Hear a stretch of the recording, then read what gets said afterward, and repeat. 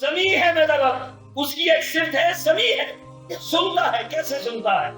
وہ میری زبان بھی سنتا ہے، میری زبان اردو ہے، پنجابی ہے، پشتو ہے، جو بھی ہے، دنیا کے اندر 10,000 سے زیادہ زبانیں ہیں، سب کی زبانوں کو سنتا ہے، صرف انسانوں کی نہیں۔ میرا رب وہ ہے جو چیونٹی کی زبان کو بھی سنتا ہے، میرا رب وہ ہے جو ہاتھی کی زبان کو بھی سنتا ہے، میرا رب وہ ہے جو کوئل کی زبان کو بھی سمجھتا ہے، سنتا ہے، میرا رب وہ ہے جو ایک اچھا بھی سنتا تو ہوں لیکن سمجھتا نہیں ہوں۔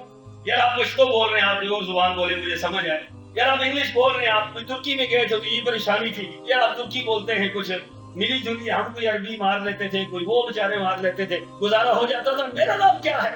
میرا رب فرماتا ہے جو مخلوق جس زبان میں مرضی ہے بولنا چاہے، وہ میرے رب کی سماعت ایسی ہے کہ ہر ایک کی زبان کو سنتا بھی ہے، سمجھتا بھی ہے اور جواب بھی دیتا ہے۔ مجھے کی ہم اگر سننے جواب نہیں دے سکتے، کل دیں گے جواب، یار فون بند کریں، کل بات کریں۔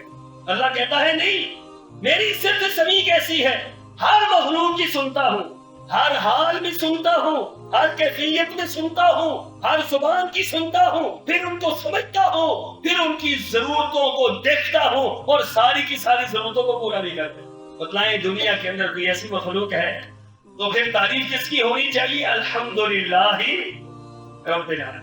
یہ تعریفوں کی سیدھی لائف